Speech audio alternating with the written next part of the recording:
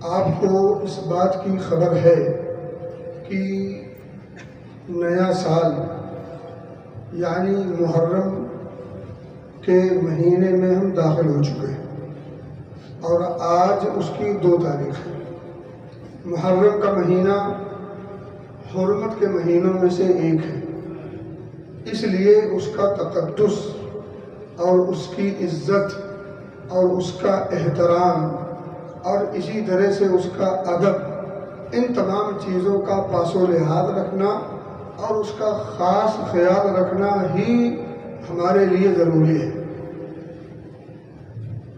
محرم کا مہینہ حرمت و ادب کے مہینے کے علاوہ اگر کچھ شریعت مطہرہ میں ملتا ہے تو عمل کے اعتبار سے کچھ کام کی نشاندہی کی گئی ہے۔ ایک اہم بات کی طرف اشارہ یہ کیا گیا کہ یہ مہینہ اللہ کی نگاہ میں بڑا اہم ہے، اس لیے ایک اہم کام دیا گیا ہے اور وہ کام کیا ہے؟ روزے رکھنا۔ افضل الصیام بعد رمضان شہر اللہ المحرم۔ رمضان المبارک کے مہینے کے اندر روزہ فرض ہے، جس طرح سے نماز فرض ہے، تو اس مہینے کے علاوہ دیگر مہینوں میں روزہ رکھنا اتنا زیادہ اہم نہیں، اتنا زیادہ اجر و ثواب نہیں، اللہ کی نگاہ میں اتنا محبوب نہیں جتنا محرم کے مہینے میں روزہ رکھنا ہے۔ اللہ رب العزت نے اس کو اپنا مہینہ کہا ہے، نبی اکرم صلی اللہ علیہ وسلم کی زبانی، یہ اللہ کا مہینہ ہے، یعنی اس مہینے کی عظمت کو اجاگر کیا گیا ہے۔ اور اس مہینے کی عظمت کا تقاضا یہ ہے کہ اس مہینے میں روزہ زیادہ رکھا جائے۔ بالخصوص عاشورہ کا روزہ، اس تعلق سے 2 باتیں ذہن میں رکھیں۔ پہلی بات تو یہ ہے کہ عاشورہ کا روزہ رمضان کا روزہ فرض ہونے سے پہلے فرض تھا۔ جب رمضان کا پورا مبارک مہینہ کے اندر روزہ رکھنے کو فرض قرار دے دیا گیا تو پھر اس روزے کے تعلق سے شریعت نے آسانی کی اور یہ بات بتائی کہ جو چاہے رکھے، جو چاہے نہ رکھے، روزہ رکھنا ہی نبی اکرم صلی اللہ علیہ وسلم کی سنت مبارکہ رہی ہے۔ ہمیں بھی چاہیے کہ اس روزے کا اہتمام کریں، البتہ یہ روزہ فرض نہیں، مستحب ہے۔ فائدہ کیا ہے اس روزے کا؟ آپ صلی اللہ علیہ وسلم سے پوچھا گیا سئل عن صوم یوم عاشورہ، عاشورہ کے روزے کے تعلق سے، یعنی اس کا اجر کیا ہے، ثواب کیا ہے، نیکی کیا ہے؟ تو آپ نے فرمایا یکفر السنۃ الماضیہ، پچھلے پورے 1 سال کے گناہوں کا کفارہ۔ پوری حقیقت ماہ محرم کی اتنی ہے، بس جس کو میں نے سادہ اور عام لفظوں میں بیان کر دیا۔ اس کے علاوہ ماہ محرم کے تعلق سے شریعت میں آپ کو کچھ نہیں ملتا۔ تو میں یہ بتا رہا تھا آپ کو کہ محرم کے مہینے میں اگر کچھ کرنا ہے تو اوورآل پورے مہینے کی بات کی جائے تو جتنا زیادہ آپ روزہ رکھ لیں یہی سب سے محبوب اور پسندیدہ عمل ہے اللہ کی نگاہ میں، نبی کی زبانی معلوم ہوا ہے۔ بالخصوص عاشورہ کا روزہ۔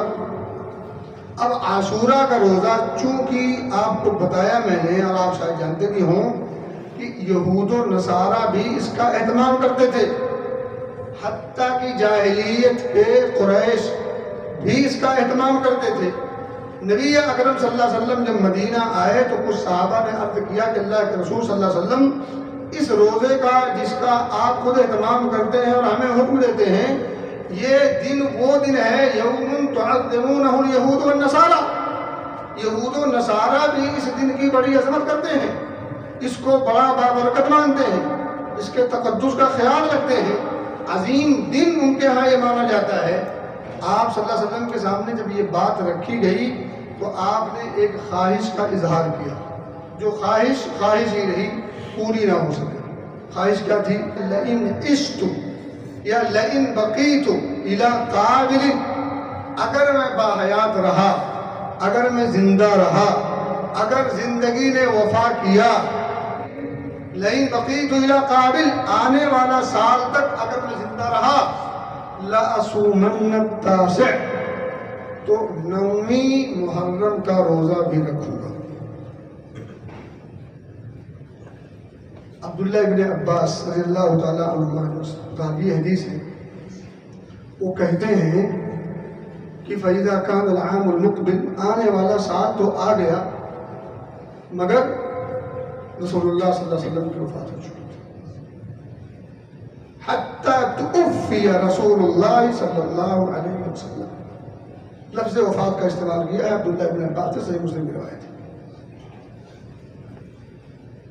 نبی اکرم صلی اللہ علیہ وسلم کی وفات ہو، عبداللہ ابن عباس رضی اللہ تعالیٰ عنہ جو راوی حدیث ہے، ان کا عمل یہ ہے عاشورہ کے تعلق سے کہ وہ خود عاشورہ کے روزے کے تعلق سے 9ویں اور 10ویں یہ دونوں روزہ رکھا کرتے تھے، کیونکہ وہ نبی کے حدیث کے راوی ہیں اور انہیں جو حدیث جو انہوں نے سمجھا ہے وہ عمل کر کے دکھایا ہے۔ اس سے معلوم یہ ہوتا ہے کہ ہمیں عاشورہ کا روزہ جو رکھنا ہے وہ 9ویں کا بھی رکھنا ہے، 10ویں کا بھی رکھنا ہے۔ 9ویں کا کیوں رکھنا ہے؟ کیونکہ مخالفتاً للیہود، یہودیوں کی مخالفت کرنی، تو آپ صلی اللہ علیہ وسلم نے ایک روزہ پہلے اس سے بڑھا دیا۔ اب عاشورہ کا روزہ جس کی اہمیت، فضیلت اور افادیت، برکت سب کچھ واضح ہے، وہ بھی ہو گیا، اور یہودیوں کی مخالفت کرتے ہوئے ایک روزہ پہلے کر دیا۔ اب ہمارا 2 روزہ ہوگا، وہ اگر رکھیں گے تو ان کا ایک ہی ہوگا، تو ہمارا اور ان کا دونوں کا عمل میل نہیں کھائے گا۔ میرے بھائی، محرم کے مہینے کے روزے کے تعلق سے آپ سنجیدہ ہوں، اس کے علاوہ کوئی بھی عمل، اس کے علاوہ کوئی بھی عمل اگر کرنا ہے تو کیا کرنا ہے؟ ظلم سے بچنا ہے۔ اللہ نے کیا کہا؟ فَلَا تَظْلِمُوا فِيهِنَّ أَنفُسَكُمْ، اس مہینے میں اور کچھ کرنا ہے تو ظلم سے بچو، اللہ کے ساتھ ظلم نہ کرو، یعنی توحید سے کھلواڑ نہ کرو اور شرک کی دلدل میں پھنسنے سے بچو، رسول کے ساتھ ظلم نہ کرو، رسول کی لائی ہوئی تعلیمات کو فالو کرو اور اس کے مطابق زندگی گزارو، انحراف نہ کرو، منہ نہ موڑو، بندوں کے ساتھ ظلم نہ کرو، اپنوں کے ساتھ ہوں یا غیروں کے ساتھ ہوں، اقربا ہوں، اعزاء ہوں، دوست ہوں، احباب ہوں، عام ہوں، خاص ہوں، ان کے ساتھ بھی ظلم نہ کیجیے، بلکہ اپنے پر بھی ظلم نہ کیجیے۔ نماز نہ پڑھنا یہ اپنے اوپر ظلم ہے، جھوٹ بولنا اپنے اوپر ظلم ہے، کوئی بھی ایسا کام جو اللہ رب العزت کی ناراضگی کا سبب ہے وہ عمل کرنا اپنے اوپر ظلم ہے، وہ اللہ پر بھی ظلم ہے، نبی پر بھی ظلم ہے، وہ کسی اور پر بھی ظلم ہو سکتا ہے، لیکن ہر وہ عمل جو ظلم ہے سب سے پہلے اپنے آپ پر ظلم ہے، کیونکہ اس کا برا نتیجہ جو جھیلے گا وہ کون جھیلے گا؟ آپ کا نفس جھیلے گا۔ اس لیے ہر عمل جو برا ہے، جس کا نتیجہ برا ہے، وہ ظلم علی النفس ہے، ظلم سے بالخصوص روکا گیا ہے، اور کرنے کے لیے روزہ ایک عمل دیا گیا ہے۔ اس کے علاوہ جو کچھ بھی آپ سنتے ہیں، دیکھتے ہیں، کرتے ہیں، یا اور جو کچھ بھی ہے اس کا شریعت مطہرہ سے کوئی تعلق نہیں۔ دیکھیں، شیعیت اور رافضیت نے اس دن کو یا اس مہینے کو منحوس اور ماتم زدہ کر دیا، اور ناصبیت نے اسے خوشی کا ماحول سمجھا، لیکن ہم اللہ اس کے رسول کے ماننے والے، ہم نے صرف وہی کرنا ہے جو کتاب و سنت سے ثابت ہے۔ کتاب و سنت سے جو چیز ثابت ہے وہ میں نے آپ کے سامنے خلاصے کے طور پر آسان لفظوں میں رکھ دیا ہے۔ ایک آخری بات ہے، سیدنا حسین رضی اللہ تعالیٰ عنہ کا مقام، مرتبہ، عزت، عظمت سب کچھ بچا، سب کچھ بچا۔ ادنا درجے کا مسلمان ان تمام چیزوں کا انکار نہیں کر سکتا۔ آپ کی شان، مقام، مرتبہ سب کچھ سراہا، ان کی اہمیت، قدر و منزلت اس کا انکار کون کر سکتا ہے؟ ان کے ساتھ ہوئے ظلم پر کون خوش ہو سکتا ہے؟ کوئی مسلمان خوش نہیں ہو سکتا۔ ان کے ساتھ کرنے والے ظلم پر، جس نے ظلم کیا ظالم پر، کون اس کی طرفداری کر سکتا ہے؟ کوئی مسلمان طرفداری کر سکتا؟ ہرگز نہیں۔ ظلم ہے، عام کے ساتھ ہو تب بھی انسان، اگر انسانیت اس کے اندر موجود ہے تو وہ اس کو برداشت نہیں کر سکتا۔ برداشت کر بھی جائے کسی طور پر، لیکن حمایت اور طرفداری نہیں کر سکتا۔ اگر ذرہ برابر بھی انسانیت ہے، بات یہاں ہو رہی مسلمان کی، مسلمان اچھا انسان ہوتا ہے، دھرتی کا سب سے بہتر اور افضل انسان ہوتا ہے مسلمان جو ہے، تو ان کی شان، ان کی منزلت، ان کے ساتھ ہونے والے ظلم، ان کے ساتھ کرنے والے ظالم، ساری چیزیں مسلم ہیں۔ لیکن تھوڑی دیر کے لیے میں کہتا ہوں مان لیتے ہیں کہ یزید ہی نے یہ ظلم کیا ہے، جبکہ تاریخی حقائق اس بات کا پختہ اور پکا ثبوت نہیں دیتی۔ تاریخی حقائق غیر جانبدار ہو کر، حقائق میں جا کر، تاریخ کا صحیح مطالعہ کر کے، ان کی باتوں میں نہ آ کر کے اگر آپ کسی نتیجے پر پہنچیں گے تو آپ یہ نتیجہ ضرور نکالیں گے کہ کہیں سے کوئی پکی خبر نہیں ملتی کہ یزید کو اس میں آیا۔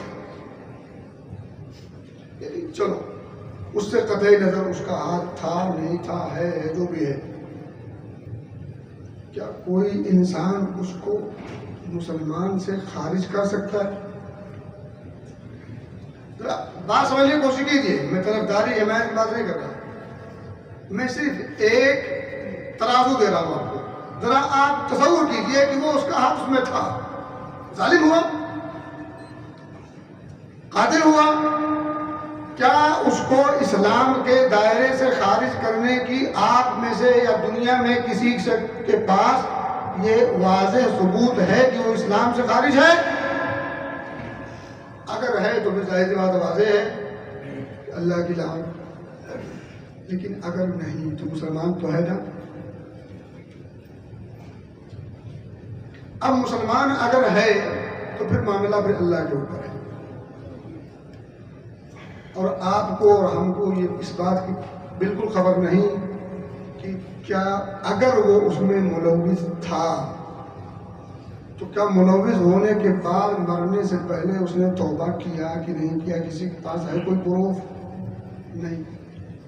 اگر پروف نہیں ہے اس کے بعد اگر ہم کہتے ہیں کہ تجھ پر لعنت، تیری ذات پر لعنت، تیرے باپ پر لعنت، نعوذ باللہ، تیرے خاندان پر لعنت، کیا کیا لوگ نہیں کہتے؟ دیکھیں بات غور کیجیے گا، حضرت نوح علیہ السلام کا بیٹا کنعان مسلمان نہیں ہوا، مومن نہیں ہوا، لیکن اس کے مومن نہ ہونے پر کوئی شخص حضرت نوح علیہ السلام کو برا بھلا نہیں کہتا۔ ان کی اپنی کوشش تھی، اپنا پورا اجتہاد تھا، ساری چیزیں تھی، لیکن مسلمان نہیں ہو سکے۔ تو اگر نوح علیہ السلام کی کوشش کے باوجود کنعان کی بے ایمانی پر نوح علیہ السلام کو برا بھلا نہیں کہا سکتا، کیا یزید کے برے کرتوت کی وجہ سے حضرت امیر معاویہ رضی اللہ تعالی عنہ یا ان کے خاندان پر انگلی اٹھائی جا سکتے؟ یہی تقاضا ہے حق، یہی انصاف ہے، اسی کو علم کہتے ہیں، نادانی کہتے ہیں، حماقت کہتے ہیں۔ اصل نقطہ یزید نہیں ہے، اصل امیر معاویہ ہیں۔ امیر معاویہ رضی اللہ تعالی عنہ نشانہ ہے اور کندھا یزید ہے۔ یہ بات کب سمجھیں گے؟ اور اس کے بعد دیگر اور جو صحابہ اور ان کی جو کردار کشی کی جاتی ہے اور ان پر جو انگلی اٹھائی جاتی ہے، یہ سب ایک منظم سازش ہے، منصوبہ بندی ہے اسلام کے خلاف، اسلام کے خلاف، قرآن کے خلاف، دین کے خلاف، جس کے ہم اور آپ ماننے والے ہیں۔ بات سمجھنے کی کوشش کریں، جذبات کی روبیں بہنے سے ہمارا اور آپ ہی کا نقصان ہوگا، ذاتی نقصان ہوگا، عاقبت خراب ہوگی، دنیا بھی برباد ہوگی، آخرت بھی برباد ہوگی۔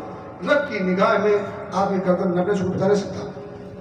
اس لیے معاملے کی گہرائی کو جانے بغیر کوئی حکم لگانا یہ کسی اچھے اور بھلے انسان کا کام نہیں ہو سکتا، خیر باتیں بہت زیادہ ہیں، وقت ختم ہو چکا ہے. اللہ سے دعا ہے کہ اللہ ہمیں سمجھ کی توفیق دے، شریعت کے دائرے میں رہ کر اعمال کو انجام دینے کی توفیق دے، جذبات کی رو میں بہنے سے اللہ ہمیں بچائے رکھے.